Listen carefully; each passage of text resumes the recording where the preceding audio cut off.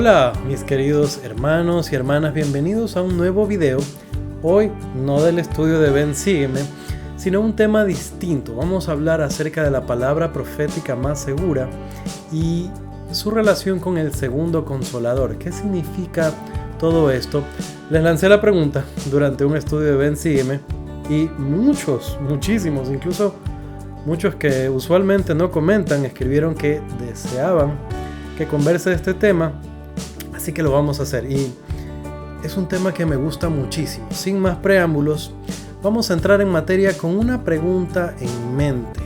Y para hacer esta pregunta debemos leer un versículo chiquitito de una de mis secciones favoritas de Doctrina y Convenios, la sección 131, el versículo 6, que dice: es imposible que el hombre se salve en la ignorancia.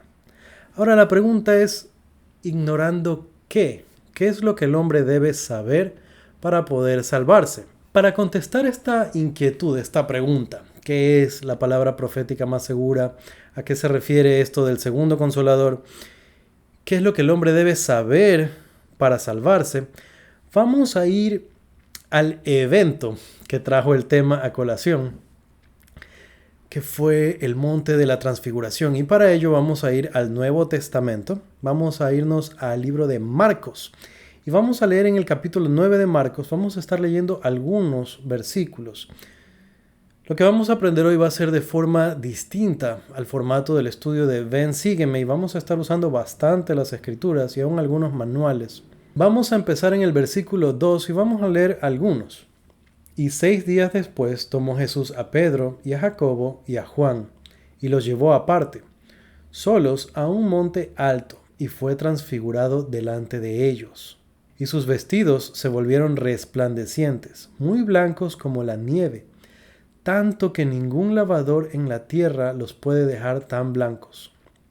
Y se les apareció Elías junto con Moisés, y hablaban con Jesús. Muy bien, ya hasta ahí podemos ver la magnitud del evento. Estaban pasando algunas cosas. La Escritura declara que Jesucristo fue transfigurado delante de ellos.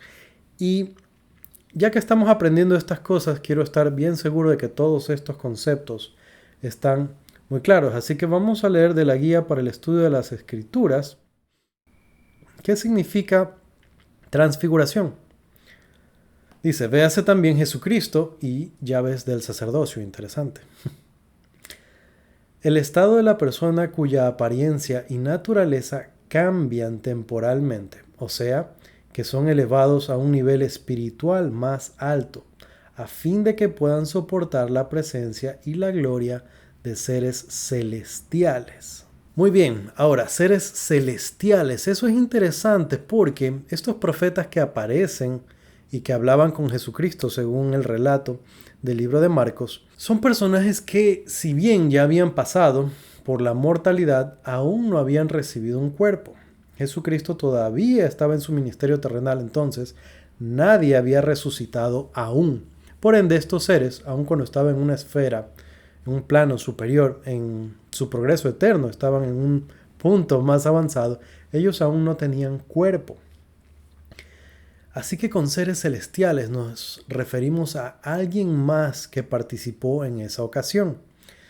Sigamos leyendo un poco más. Vámonos al versículo 7 y de ahí vamos a leer el 9. Entonces vino una nube que les hizo sombra, y desde la nube una voz que decía: Este es mi Hijo amado, a él oíd.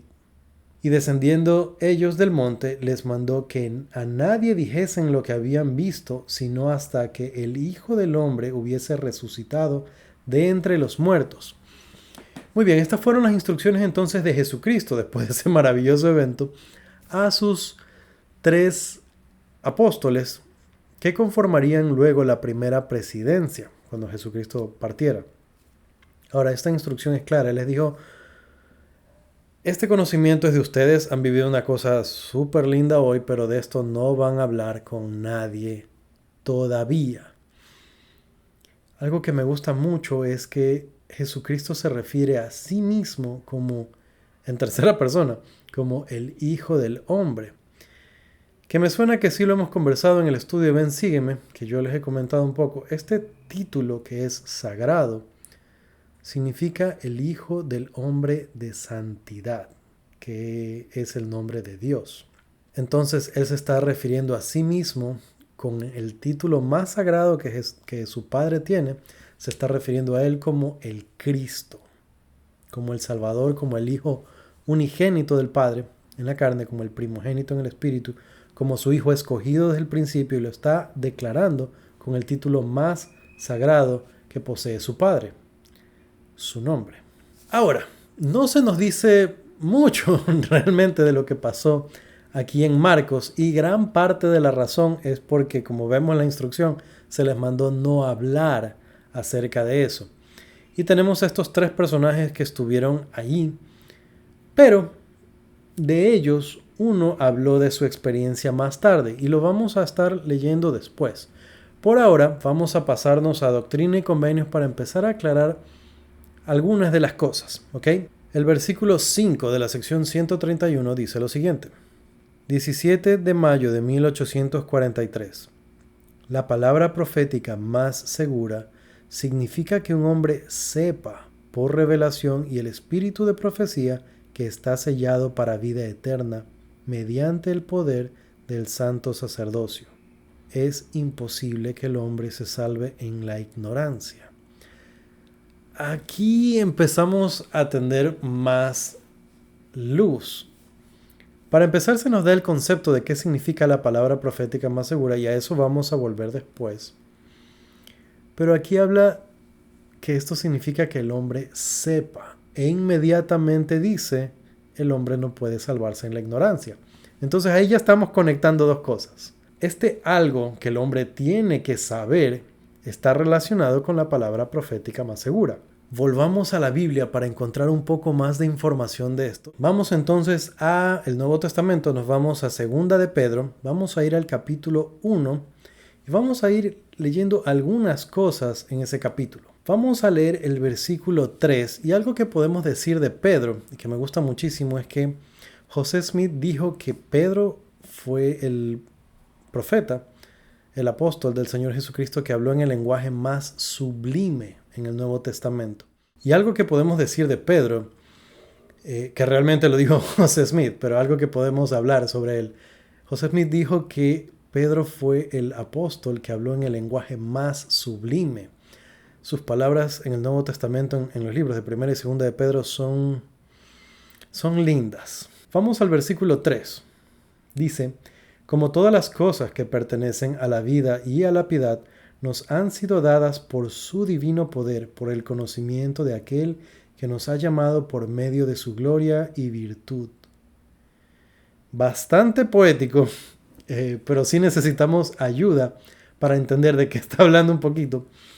Y lo que me gusta bastante es que el manual de instituto menciona que hay tres grandes llaves de hecho, como se lo menciona ahí, que están en este capítulo y que nos van a ayudar a entender el tema del que estamos hablando.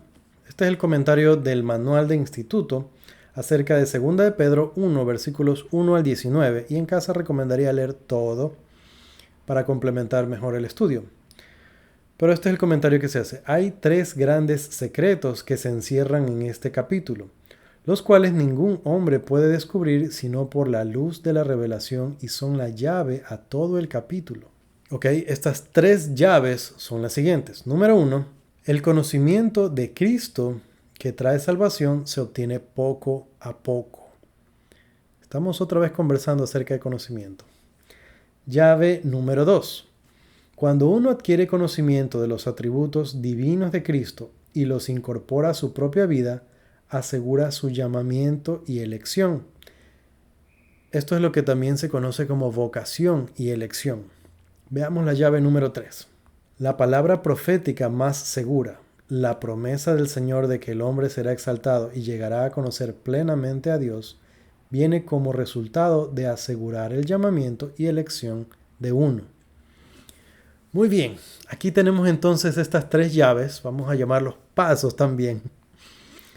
Y estas tres llaves son las que nos van a ayudar a comprender no solamente este capítulo, no solamente qué aconteció aquel día en el monte de la transfiguración, sino qué o quién es el segundo consolador.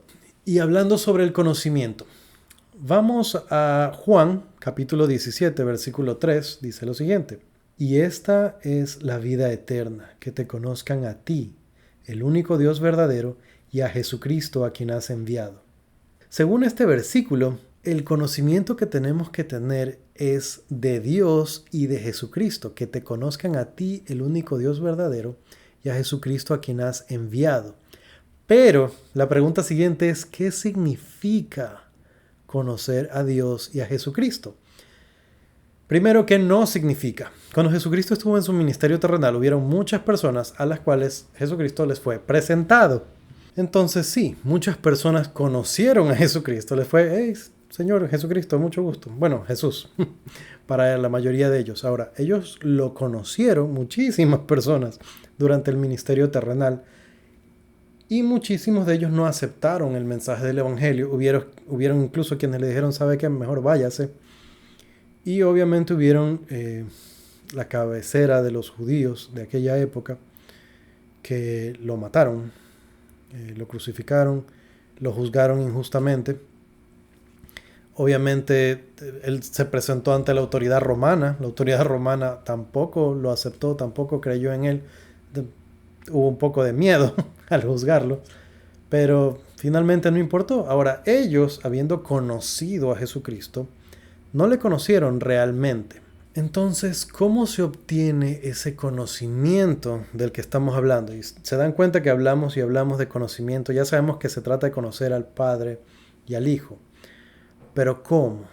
No solamente que nos presenten a Jesucristo. Vamos a volver a Pedro, a ver qué dice Pedro. Seguimos en 2 de Pedro, capítulo 1. Y vamos a ver ahora los versículos 5 en adelante.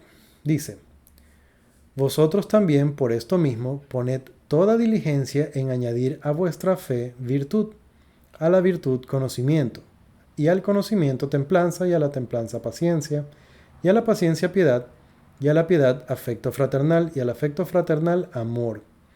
Porque si en vosotros están estas cosas y abundan, no os dejarán estar ociosos ni sin fruto en cuanto al conocimiento de nuestro Señor Jesucristo. Ok, entonces estamos avanzando hacia la segunda clave ya. ¿Cómo realmente conocemos a Jesucristo? Dando fruto. ¿Cómo se da fruto? Con lo que nuestras mujeres jóvenes en la iglesia conocen muy bien. Añadiendo a la virtud conocimiento. Bueno, primero diligencia, a la diligencia fe, virtud, a la virtud conocimiento, al conocimiento templanza, a la templanza paciencia. ¿Qué son todas estas cosas? Son los atributos de Cristo. ¿Cómo lo conozco entonces? Emulando su ejemplo, haciendo lo que Él hizo. La única forma de conocerle es experimentando su ejemplo. Y veamos qué dice sobre esto, esta escritura. Como les dije, estamos caminando hacia la segunda llave.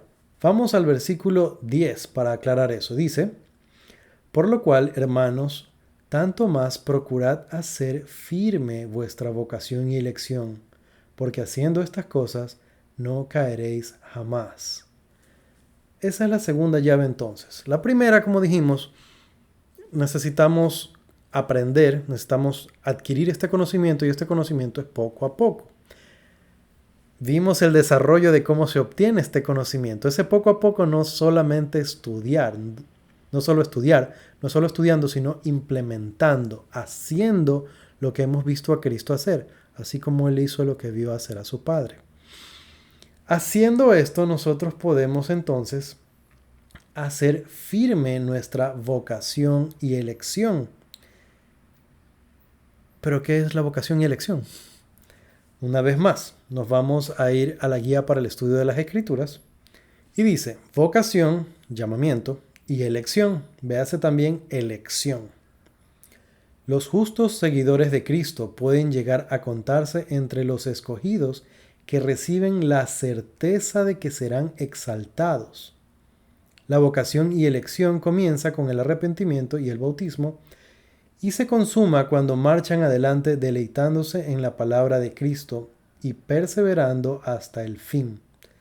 En las Escrituras, este proceso se llama hacer firme vuestra vocación y elección.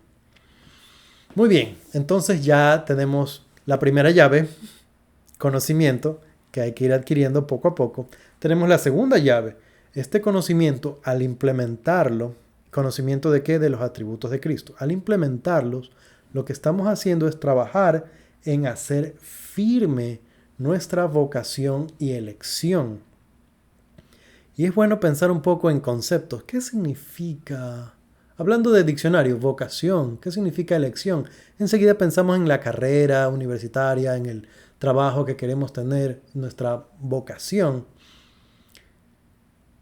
Habla de nuestro futuro, a dónde estamos dirigidos, qué es lo que nos gusta incluso. Y elección.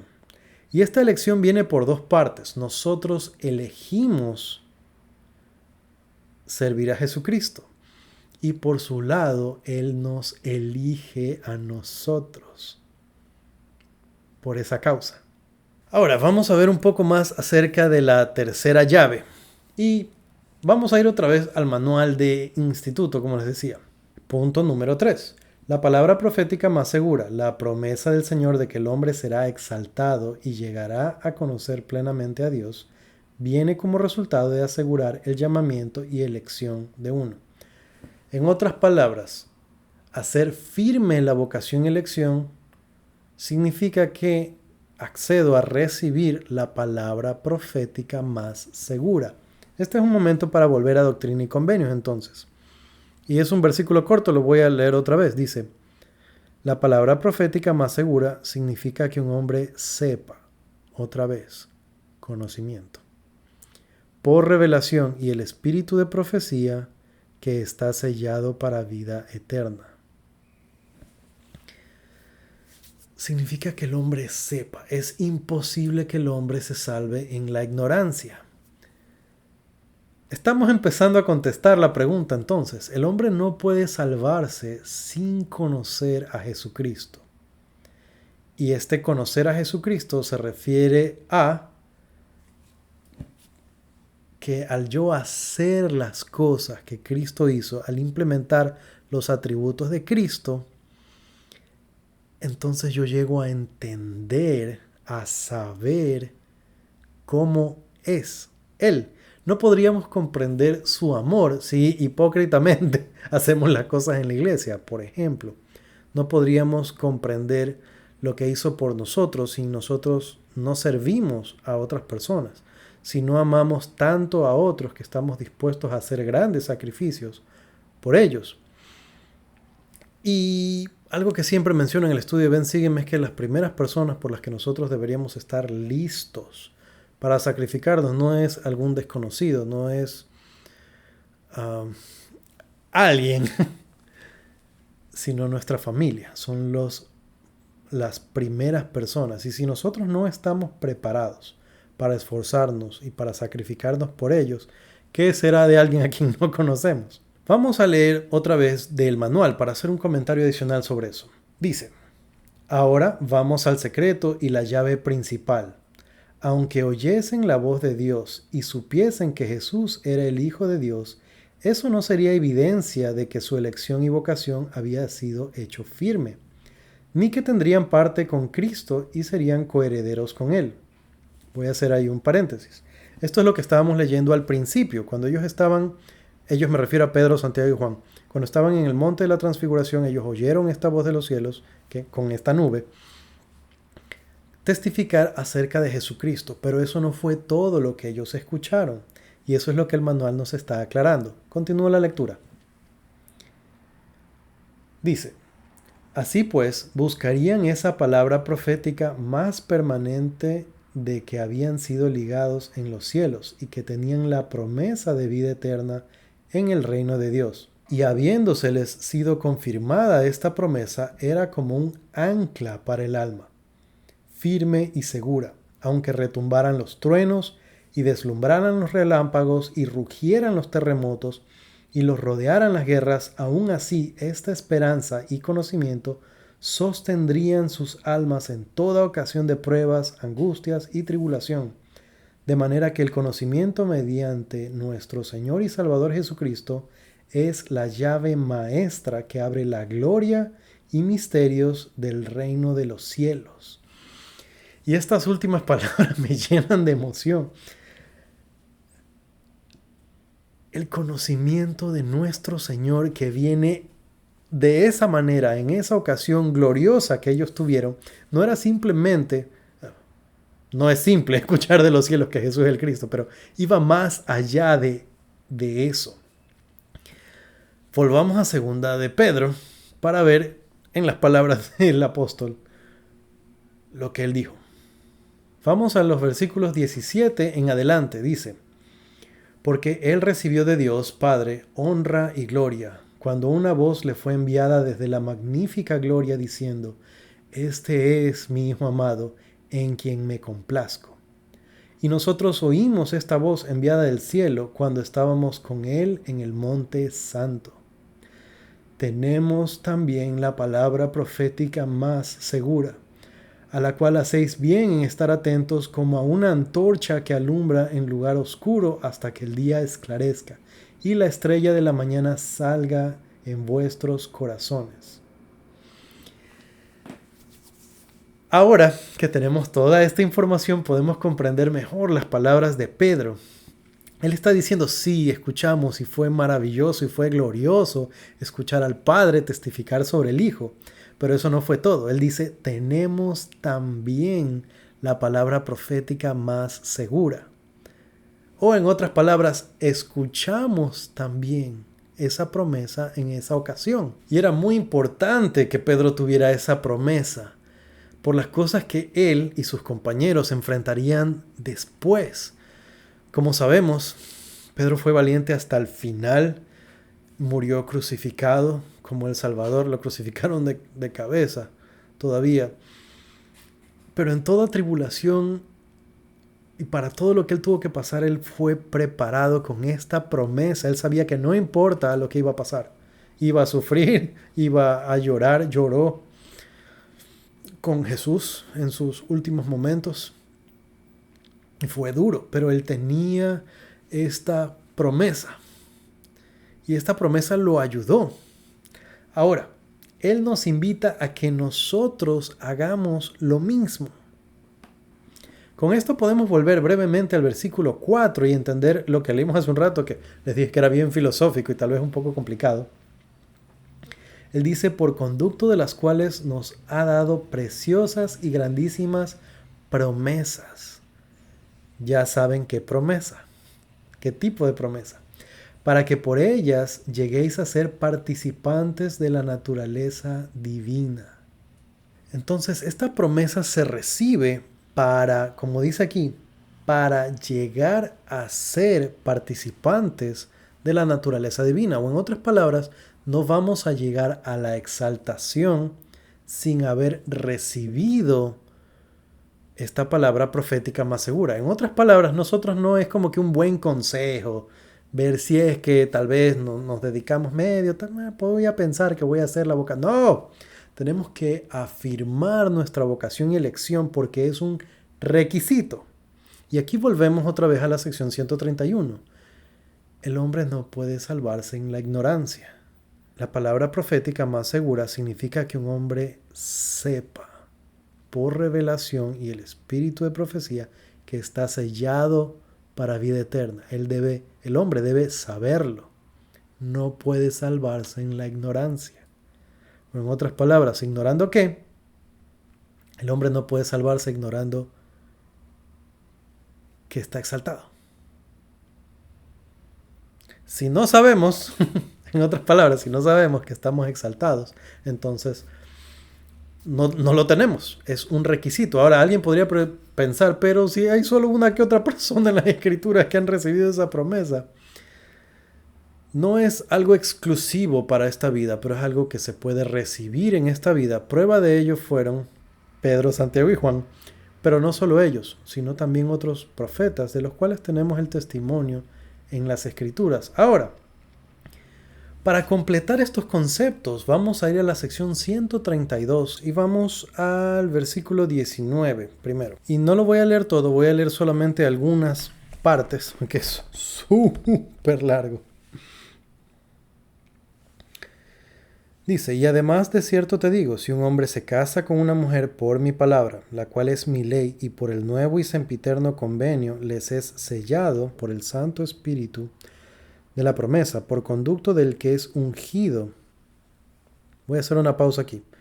Estamos hablando del matrimonio celestial, del matrimonio eterno, del sellamiento en el templo. Y vamos a ver cómo se enfatiza a través en varios versículos de esta sección. Pero quiero que lo empiecen a notar.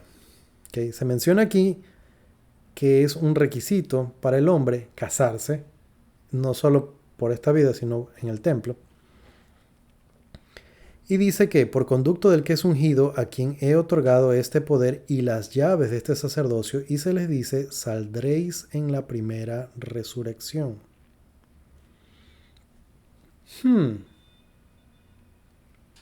Esta promesa suena parecido a todas las cosas que hemos estado hablando. Ahora voy a leer un poco más adelante.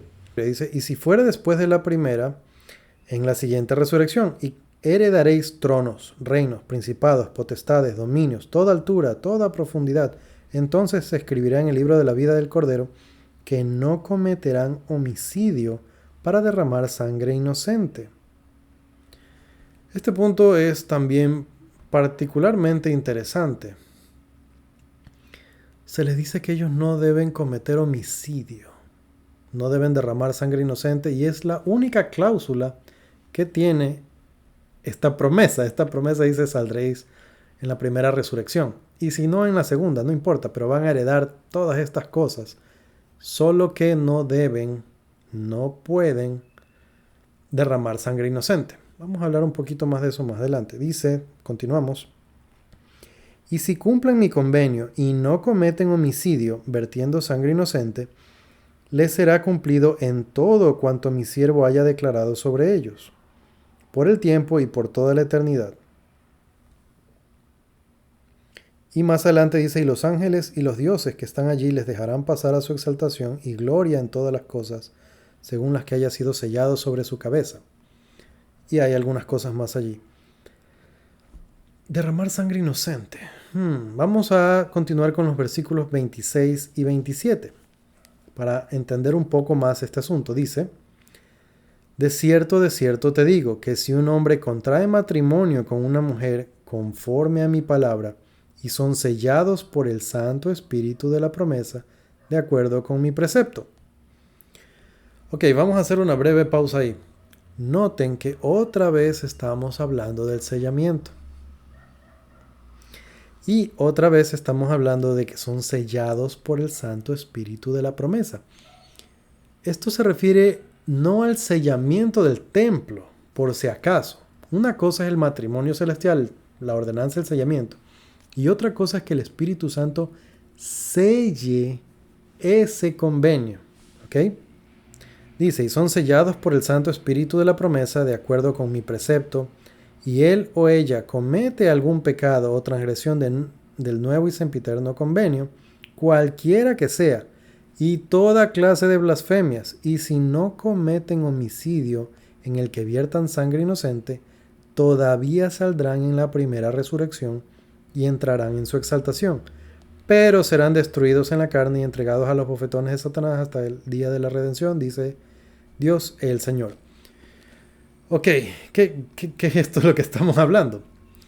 Esta condición de la que se menciona es para aquellos que ya han cumplido con los convenios que hicieron en el templo. No estoy hablando simplemente de ir y sellarse. Esta promesa no es para la gente que va al templo y se sella. Es para aquellos que, habiendo pasado por el sellamiento, han cumplido con el convenio. Y cuando ellos cumplen con el convenio, llega un momento en el que Dios sabe que en la línea de progreso en la que están suficientemente hacia arriba, de tal forma que el Espíritu sella la ordenanza que recibieron. Y después de eso pueden cometer casi que cualquier error Y bueno, van a pagar las consecuencias de sus errores, porque ya le hemos hablado de esto antes. Los mandamientos están no porque Dios es muy estricto con nosotros y es bravo y quiere que haga las cosas como Él, que hagamos las cosas como Él dice. Están ahí para protegernos, para ayudarnos, para que seamos más felices, para tener gozo. Entonces, si cometen un poco de errores, todavía tienen la promesa, pero hay una cláusula otra vez, la misma que leímos hace un momento. Si no cometen homicidio en el que viertan sangre inocente. Vamos al versículo 27. La blasfemia contra el Espíritu Santo, que no será perdonada en el mundo ni fuera del mundo, consiste en cometer homicidio en el que se vierta sangre inocente. Vamos a hacer una pausa ahí. Ya lo vimos en estos dos versículos y quiero que lo tengamos muy claro. Estamos hablando de que es un requisito el matrimonio celestial. Entonces, solteros no conseguimos estas promesas de las que estamos hablando. No hay afirmación de vocación y elección. No hay palabra profética más segura. Y tal vez alguien diría, ¿pero por qué, hermano? Para mí la respuesta es sencilla. Si nosotros estamos hablando al inicio de conocimiento y de que el conocimiento es aprender cómo es Jesucristo y hacernos como Él, mi opinión, esto no es doctrina de la iglesia, es mi criterio. ¿Cómo podría yo adquirir, practicar, aprender si no estoy casado? Si no tengo que convivir con alguien más, si no tengo hijos a los que yo cuido. Ahora, no quisiera ser duro con parejas que no han podido tener hijos o con personas que haciendo su esfuerzo no han logrado casarse, a pesar de que han hecho lo necesario. Y un gran ejemplo de eso es la esposa del presidente Nelson, que se casó bastante mayorcita, muy mayorcita. Era muy buena, seguramente una excelente mujer, y sin embargo estuvo soltera. Ahora, Dios sabía por qué estaba soltera, se la estaba guardando para el presidente Nelson. Pero a nosotros nos queda no juzgar. Entonces, no quiero poner el dedo en la llaga. Si usted es una persona que me está escuchando que no se ha logrado casar a pesar de que se ha esforzado, o no pueden tener hijos por cualquier razón, hay maneras y maneras. Y finalmente, el sacrificio expiatorio de Jesucristo hace que nosotros podamos acceder a justicia, de tal forma que se toma en cuenta quién soy realmente. Y bueno, por sus frutos los conoceréis mayormente, pero sí hay excepciones a esa regla. Y el Padre y el Hijo conocen esas excepciones. Ahora, como les decía, estoy yéndome por otro lado, pero vale la aclaración, porque realmente no quisiera lastimar a una persona que está haciendo su esfuerzo y no ha logrado estas cosas. Todavía. Tengamos fe. Necesitamos la práctica de la vida familiar, que es un estado superior a estar soltero, para poder implementar los atributos cristianos. Continuamos. Hemos hablado entonces ya 2 veces acerca de que es un requisito el matrimonio y 2 veces se ha dicho que la cláusula importante es no derramar sangre inocente. ¿Pero qué significa eso? Continuamos con el versículo 27. Dice: consiste en cometer homicidio en el que se vierta sangre inocente y en asentir a mi muerte después de haber recibido mi nuevo y sempiterno convenio, dice el Señor Dios. Y el que no obedezca esta ley de ninguna manera podrá entrar en mi gloria, sino que será condenado, dice el Señor. Aquí ya está todo claro. ¿Cuál es la sangre inocente de la que se está hablando? La única sangre que ha sido realmente inocente. La sangre de Cristo. Esta cláusula que se da aquí, ¿qué es esto de la blasfemia contra el Espíritu Santo que no va a ser perdonada? Esta es la blasfemia.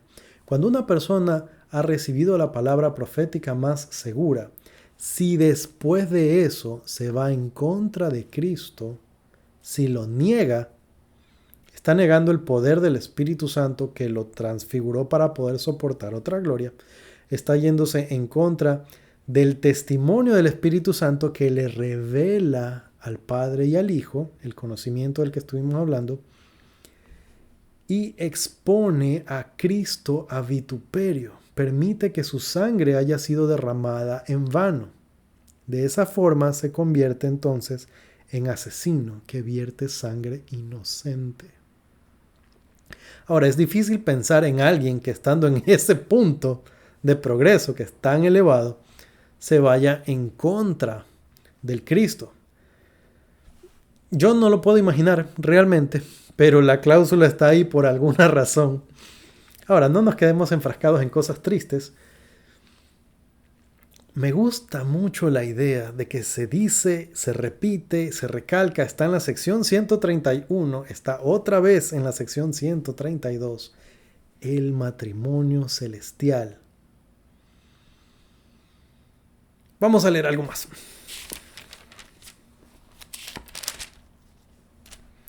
Volvemos un paso atrás a la sección 131, versículo 1.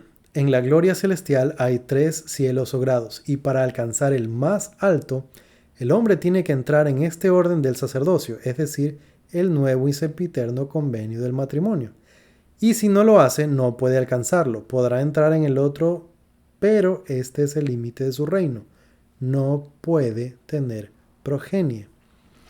Es para mí muy interesante cómo está relacionado este tema.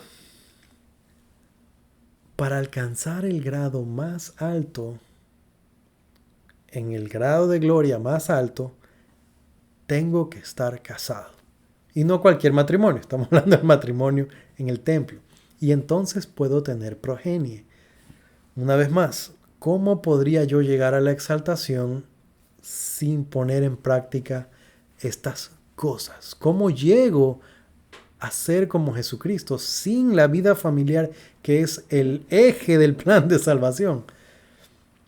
Éramos una familia, vinimos en familias y la idea es llegar allá a ser una familia. Todo gira en torno a lo mismo. Muy bien, pero hay una cosa que falta de todo lo que hemos hablado y la pregunta es, bueno, ya sabemos de qué conocimiento es el que se habla, ya sabemos qué fue lo que pasó en el monte de la transfiguración. Pedro, Santiago y Juan recibieron lindas promesas y Pedro nos enseña cómo nosotros obtenerla, que es lo que repiten y repiten las mujeres jóvenes todo el tiempo. Ya sabemos que tenemos que casarnos para poder continuar con nuestro progreso. Sabemos que debemos afirmar nuestra vocación y elección para poder obtener la palabra profética más segura. Falta algo. ¿Qué es esto del segundo consolador? Sencillo, las respuestas a estas cosas son sencillas. Está en la guía para el estudio de las Escrituras. Y voy a leer. Dice, Consolador, véase también Espíritu Santo, Jesucristo. Las Escrituras mencionan 2 consoladores. El primero es el Espíritu Santo. Juan 14, 26 al 27, Moroni 8, 26, Doctrina y Convenios 21, 9, 42, 17 y 90, 11. El segundo consolador es el Señor Jesucristo. Cuando una persona recibe el segundo consolador, de cuando en cuando se le aparecerá Jesucristo, quien le revelará al Padre y le enseñará cara a cara.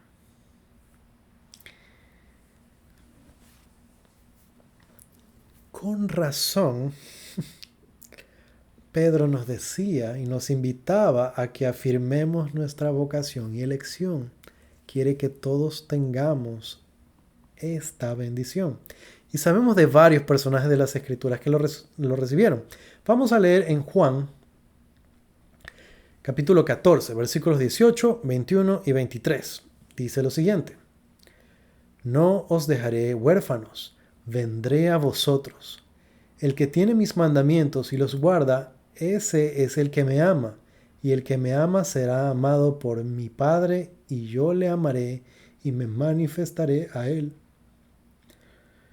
Respondió Jesús y le dijo: el que me ama, mi palabra guardará, y mi Padre le amará, y vendremos a él y haremos morada con él. Estas son las promesas que se nos han dado. Y puede parecer que esté muy lejos, puede sonar que está por allá. ¿Será que algún día? Como les dije, no es una promesa que es exclusiva para esta vida, pero se la puede recibir en esta vida. Sin embargo, tenemos que hacer todo lo que esté en nuestras manos por llegar a eso, porque todo lo que hagamos va a aumentarnos en progreso y nos va a acercar a ese momento. Momento lindo. Les dije, hay varios personajes de las Escrituras que han recibido estas promesas. Volvamos a la sección 132, versículo 49.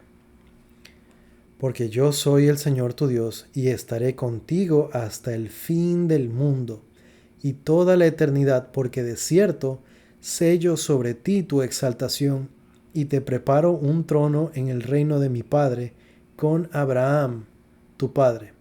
He aquí, he visto tus sacrificios, y perdonaré todos tus pecados. He visto tus sacrificios al obedecer lo que te he mandado. Ve pues, y te prepararé la manera de escapar, así como acepté de Abraham la ofrenda de su hijo Isaac.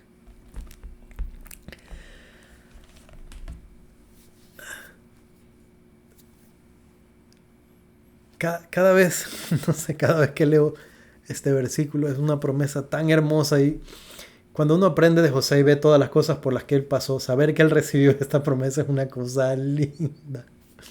Linda de leer, linda de saber. Tenemos varios ejemplos en las Escrituras de registros de este tipo, cosas así. Aquí se cita a Abraham, que Abraham también recibió esa promesa, y otros como él, como José. Ahora, como les dije, al principio empezamos con una inquietud. Es imposible que el hombre se salve en la ignorancia. ¿Ignorando qué? ¿Qué es lo que debo saber? O en otras palabras, mucho mejor, ¿qué es lo que debo conocer? Esta es la vida eterna, que te conozcan a ti, el único Dios verdadero, y a Jesucristo a quien has enviado. ¿Qué es conocer a Jesucristo? Es hacer nuestro esfuerzo para ser como Él. Cuando lo hagamos, vamos a afirmar nuestra vocación y elección. Cuando afirmemos nuestra vocación o llamamiento y elección, recibiremos la palabra profética más segura. O en otras palabras, recibiremos no solo el Consolador, sino al segundo Consolador, que es el Señor Jesucristo, que va a hacer junto con el Padre morada con nosotros. Yo sé que Jesucristo vive. Yo sé que Jesús de Nazaret es el Hijo de Dios, es el Hijo del Hombre, es el unigénito del Padre. Sé que Él es el Mesías, el Cristo prometido. Sé que vino en el meridiano de los tiempos y pagó el precio combinado de todas nuestras fallas y de todos nuestros errores, para que podamos perdonar a otros, para que podamos ser perdonados, para que podamos volver a Él, y no solo regresar con Él y con nuestro Padre, sino heredar todas las cosas que ellos tienen, para ir allá y ser familias. Para ello, tenemos que casarnos en el templo y cumplir esos convenios. Si este tema les ha gustado, si quisieran que converse de otros temas como estos, déjenmelo saber. Si este formato les gusta, si quisieran que sea tal vez más corto, o si les parece chévere que sea así largo, díganmelo para yo saber. Y si tienen sugerencias de temas, avísenme para conversar. Yo he disfrutado mucho conversando hoy con ustedes de este tema que me encanta, y como este hay otros.